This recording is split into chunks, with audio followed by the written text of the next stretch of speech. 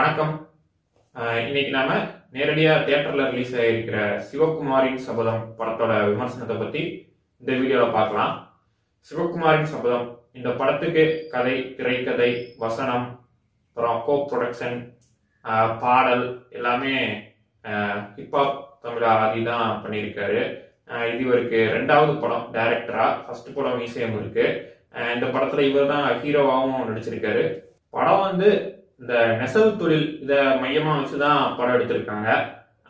இந்த இது கூட அப்படியே கொஞ்சம் ஃபேமிலி சென்டிமெண்ட், எமோஷன்ஸ், கொஞ்சம் காமெடி, அப்புறம் 2 ஃபைட் சீன்ஸு, இந்த மாதிரி படத்துக்கு தேவையான சில கமர்ஷியல் எலமெண்ட்ஸை மசாலா மாதிரி தூவி தான் இந்த படத்தை பண்ணியிருக்காங்க.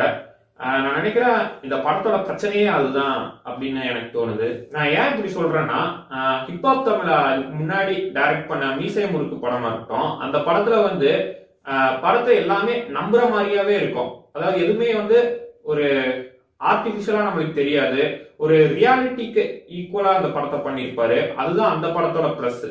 அதனால அந்த படத்தை பார்த்துட்டு இந்த படத்தை பார்க்கும்போது இதுல முக்காவாசி எல்லாமே செயற்கையாவே தெரியும். நடிப்பு முதற்கொண்டு எல்லாருக்கும் செயற்கையாவே தெரியும்.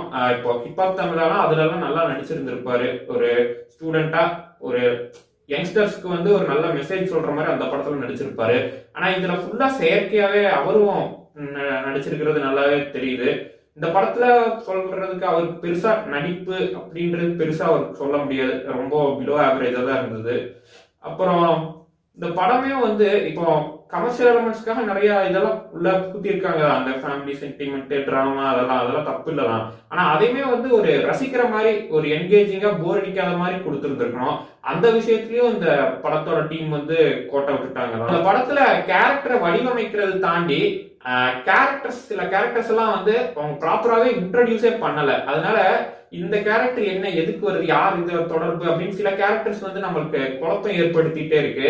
அதனால படம் பார்க்கும் போது நம்மளுக்கு பெருசா அந்த கேரக்டருக்கும் இந்த கேரக்டருக்கும் இருக்கிற ஒரு ரிலேஷனை நம்மளால புரிஞ்சுக்கவே முடியல. ரொம்ப ஒரு குழப்பத்தோட பாக்குற மாதிரிதான் இருக்கு, யாரா இவரு அப்படின்ற மாதிரிதான். படத்துல பாடல்கள் சொல்லணும்னா பெருசா கேட்கற மாதிரி இல்ல. சில ஹிப்ஹாப் தமிழா பாட்டு எல்லாம் ஒரே மாதிரியா தான் எல்லாமே இருக்கு. ஒரு பாட்டெல்லாம் மொத பாட்டுன்னு நினைக்கிறேன். அந்த பாட்டெல்லாம் இதுக்கு முன்னாடி ஒரு நட்பே துணையில பாடின சிங்கிள் பசங்க பாட்டு மாதிரியே இருக்கு. என்னடா அந்த டியூனையே போட்டு இது காப்பி வச்சுட்டாரான்லாம் தோணுது. அப்புறம் ஒரே ஒரு பாட்டு மட்டும் ஏதோ கேட்கற மாதிரி இருக்கு. கடைசியில இந்த பாகுபலி கட்டப்பா அப்படின்னு ஒரு பாட்டு வரும், அது மட்டும் ஏதோ கொஞ்சம் பரவாயில்ல. அப்புறம் படத்தோட பின்னணி இசையே பெருசா ஒன்றும் நல்லா இல்லை, ரொம்ப சுமாரா தான் இருந்தது. படத்துல நடிச்ச சில சப்போர்ட்டிங் கேரக்டர்ஸ் கொஞ்சம் சொல்ற மாதிரி இருக்காங்க. குறிப்பா ஒரு 3-4 பேர் பாத்தீங்கன்னா, ஹீரோவோட ஃப்ரெண்டா ஒருத்தர் இந்த பிராங்க்ஸ்டர் ராகுல், அவரு நல்லா நடிச்சிருந்தாரு. சில காமெடிஸ் நல்லா இருந்தது. ஒரு சில இடத்துல ஓவர் ஆக்டிங் தெரிஞ்சது, மத்தபடி ஓகே நல்லா இருந்தது. அப்புறம் ஒரு வயசானவரா ஒருத்தர் வருவாரு, ஹீரோவோட தாத்தாவா வருவாரு. அவரு நல்லா அற்புதமா நடிச்சிருந்தாரு. அப்புறம் நம்ம YouTuber banana leaf unlimited channel, அவரு ஒரு சின்ன ரோல் பண்ணியிருப்பாரு. அவரு கொடுத்த ரோல் கரெக்டா நடிச்சிருக்காரு. பெருசா ஒரு ஓவர் ஆக்டிங்லாம் இல்லாம ஒரு யதார்த்தமா அழகா ஒரு சின்ன ரோல் பண்ணிட்டு போயிருக்காரு.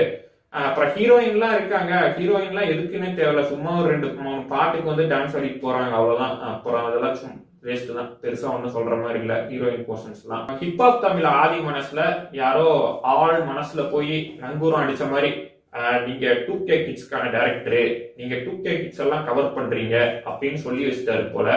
அதை அவர் என்ன தப்பா புரிஞ்சுக்கிட்டாருன்னு தெரியல. அவங்கள மட்டுமே கவர் பண்ற மாதிரி அதையும் ஒரு அறகுறையான ஒரு படத்தை எடுத்து எல்லாருக்கும் கொடுத்திருக்காரு. இது அவரோட கெட்டப்பா இருக்கட்டும், அந்த காஸ்டியூம்ஸ் அதெல்லாம் பார்த்தீங்கன்னா, இந்த புள்ளிங்கோ இருப்பாங்கல்ல, இந்த 2K கிட்ஸ் புள்ளிங்கோ, அந்த ஆளுங்களுக்கு வேணா இந்த படம் ஏதோ அந்த காஸ்டியூம்ஸ்க்காக கவர் பண்ணலாம்.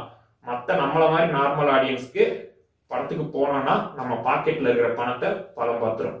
படத்துல நெசவு தொழில வச்சு மையமா பண்ணியிருக்காங்கன்னு சொல்லியிருந்தோம். அந்த நெசவு தொழிலையுமே பெரிய ஒரு ஆராய்ச்சி எல்லாம் பண்ணாம மேலோட்டமா தான் பண்ணியிருக்காங்க. கொஞ்சம் ஒரு டீட்டெயில்டா கடைசி படம் முடியறதுக்கு ஒரு 5-10 நிமிஷத்துக்கு முன்னாடி வரும். ஆனா அப்பெல்லாம் படம் பார்க்குற நம்ம ரொம்ப டயர்டாகி படத்துல விட்டா போதும் அப்படின்ற நிலைமைக்கு நம்ம தள்ளப்பட்டோம். அதனால அப்போ அந்த பிளேஸ் பண்ண அந்த சீனும் ஒன்றும் பெருசா எஃபெக்டிவா தெரிய மாட்டேங்குது. மொத்தத்துல இந்த படத்தை தியேட்டர்ல போய் பார்க்கலாமா வேணாமான்னு கேட்டீங்கன்னா, இதுக்கு முன்னாடி வந்த ஓடிடி படங்கள் எல்லாம் நாங்க ஒரு தடவை பார்க்கலாம், பல்ல கடிச்சிட்டு பார்க்கலாம் அப்படின்லாம் சொல்லியிருந்தோம். அது ஏன்னா ஓடிடியில வந்திருக்கிறதுனால நம்ம மொக்கையா இருந்தாலும் அப்படியே ஓடிடியில ஓட்டி பார்த்துடலாம்.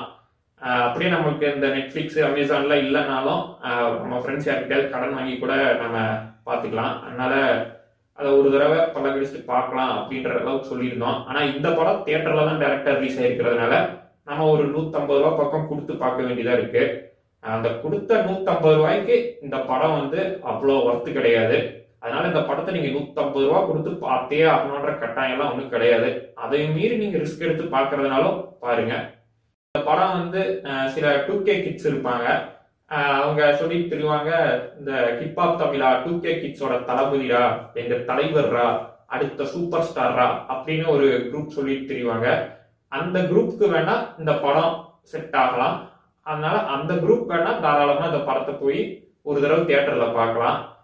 மற்ற நார்மல் ஆடியன்ஸ் நம்ம போனோம்னா இந்த லாரி டயருக்கு அடியில சிக்கின நாய்க்குட்டி மாதிரி சிக்கி சின்ன பின்னமாய் தான் வெளியே வருவீங்க.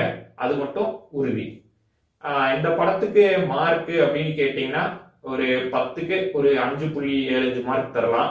அந்த அளவுக்கு தான் இந்த படம் ஒர்த்து. மீண்டும் ஒரு விமர்சனத்தில் உங்களை சந்திக்கிறேன். நன்றி.